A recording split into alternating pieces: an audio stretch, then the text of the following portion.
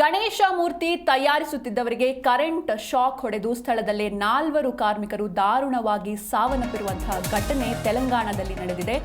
ಗಣೇಶ ಮೂರ್ತಿ ತಯಾರಿಸುತ್ತಿದ್ದವರಿಗೆ current shock ಹೊಡೆದಿರುವಂಥದ್ದು.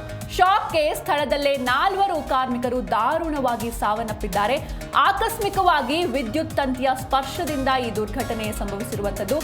Jagtial ಜಿಲ್ಲೆಯ ಕೊರುಟ್ಲಾ ಹೊರವಲಯದಲ್ಲಿ ಈ ಘಟನೆ ನಡೆದಿರುವಂಥದ್ದು. ತೆಲಂಗಾಣ ರಾಜ್ಯದ ಜಗ್ತಿಯಾಲ್ ಜಿಲ್ಲೆಯ ಕೊರುಟ್ಲಾ ಪಟ್ಟಣದಲ್ಲಿ ಈ ದುರ್ಘಟನೆ ಸಂಭವಿಸಿದೆ.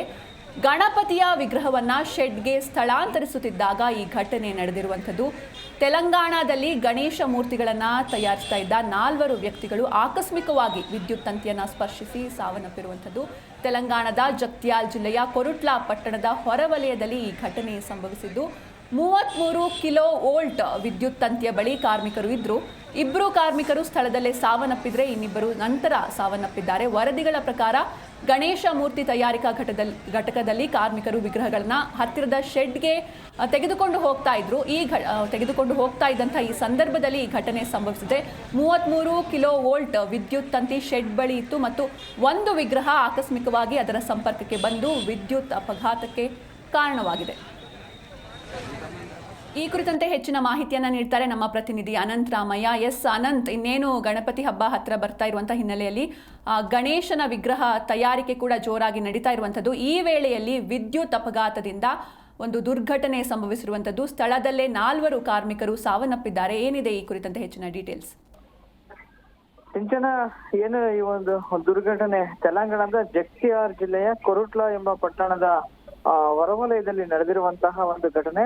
ಏನು ಇವರೆಲ್ಲರೂ ಕೂಡ ಒಟ್ಟು 7 ಜನ ಗಣಪತಿ ಮೂರ್ತಿಯನ್ನ ಮಾಡ್ತಾ ಇರ್ತಾರೆ. ಆ ಗಣಪತಿ ಮೂರ್ತಿಯನ್ನ ಮಾಡುವಂತಹ ಸಂದರ್ಭದಲ್ಲಿ ಗಣಪತಿ ಮೂರ್ತಿ ಒಂದು ಶೆಡ್ ಅಲ್ಲಿ ಮಾಡ್ತಾ ಇರ್ತಾರೆ. ಆ ಒಂದು ಶೆಡ್ ಅದು ತುಂಬಾ ದೊಡ್ಡದಾಗಿರೋದ್ರಿಂದಾಗಿ ಗಣಪತಿ ಮೂರ್ತಿ ಯಾರೋ ಬಹುಶಃ ಆರ್ಡರ್ ಕೊಟ್ಟಿದ್ರು ಅಂತ ಅನ್ಸುತ್ತೆ. ಆ ಮೂರ್ತಿ ದೊಡ್ಡದಾಗಿರೋದ್ರಿಂದ ಅದನ್ನ ಶೆಡ್ ಇಂದ ಹೊರಗಡೆ ಮಾಡ್ತಾ ಇರ್ತಾರೆ. ಆದ್ರೆ ಅಲ್ಲಿ ಸ್ವಲ್ಪ ಮಳೆ ಬರುವಂತಹ ವಾತಾವರಣ ಕಾಣ್ತಾ ಇತ್ತು ಅಂತ ಅನ್ಸುತ್ತೆ.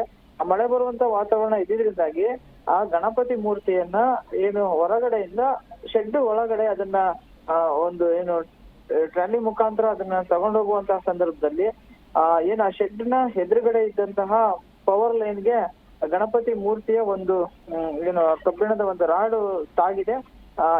ಇವರು ಗಣಪತಿ ಮೂರ್ತಿಯನ್ನ ಹಿಡ್ಕೊಂಡು ಅದನ್ನ ತಳ್ಳುವಂತಹ ಸಂದರ್ಭದಲ್ಲಿ ಆ ಒಂದು ಏನು ವೈರ್ಗೆ ಈ ಗಣಪತಿ ಮೂರ್ತಿಯ ಒಂದು ವಿಗ್ರಹದ ಒಂದು ಕಬ್ಬಿಣದ ಒಂದು ಸರಳು ಅದಕ್ಕೆ ಟಚ್ ಆಗಿರೋದ್ರಿಂದಾಗಿ ಇದಕ್ಕಿದ್ದಂಗೆ ಅವರು ಒಂದು ಏನೇನು ಎಲೆಕ್ಟ್ರಿಕ್ ಶಾಕ್ ಅಂತ ಅಂದ್ರೆ ಅದು ಯಾವುದೇ ರೀತಿಯಾದಂತಹ ಒಂದು ಆಸ್ಪದಕ್ಕೂ ಅವಕಾಶ ಮಾಡ್ಕೊಳ್ಳಲ್ಲ. ಆ ರೀತಿಯಾದಂತಹ ಒಂದು ಅವರು ಒಂದು ಆಘಾತಕ್ಕೆ ಒಳಗಾಗಿದ್ದಾರೆ. ಕೂಡ್ಲೇ ಏನು ಅಲ್ಲಿದ್ದಂತಹ ಸ್ಥಳೀಯರು ಸ್ಥಳಕ್ಕೆ ಆಗಮಿಸಿ ಅವ್ರನ್ನ ರಕ್ಷಣೆಗೆ ಓಡ್ ಬಂದಿದ್ದಾರೆ. ರಕ್ಷಣೆಗೆ ಬಂದಿದ್ರಿಂದಾಗಿ ಸ್ವಲ್ಪ ಅಂದ್ರೆ ಅವ್ರಿಗೂ ಕೂಡ ಒಂದ್ ರೀತಿ ಘಾಸಿ ಆದಂಗೆ ಆಯ್ತು. ಯಾಕಂದ್ರೆ ಈ ಒಂದು ಎಲೆಕ್ಟ್ರಿಕ್ ಶಾಖೆ ಆಗ್ತಾ ಇರುತ್ತೆ. ಅದು ಆ ಟೈಮಲ್ಲಿ ಅವ್ರನ್ನ ಹೋಗಿ ನಾವ್ ಹಿಡ್ಕೊಂಡು ಎಳ್ಕೊಳಕ್ ಹೋಗಲ್ಲ, ಆ ಒಂದು ಪರಿಸ್ಥಿತಿ ಇರುತ್ತೆ. ಅದನ್ನ ಸ್ವಲ್ಪ ಐಡಿಯಾ ಮಾಡಿನೇ ರೆಸ್ಕ್ಯೂ ಮಾಡ್ಬೇಕಾಗತ್ತೆ. ಈ ಸಂದರ್ಭದಲ್ಲಿ 2 ಸ್ಥಳದಲ್ಲೇ ಸಾವನ್ನಪ್ಪಿದ್ದಾರೆ. ಇನ್ನಿಬ್ರು ಸಿವಿಯರ್ ಆಗಿ ಇಂಜೂರ್ ಆಗಿರುವಂತವ್ರು ಹಾಸ್ಪಿಟಲ್ ಅಲ್ಲಿ ಡೆತ್ ಆಗಿದ್ದಾರೆ.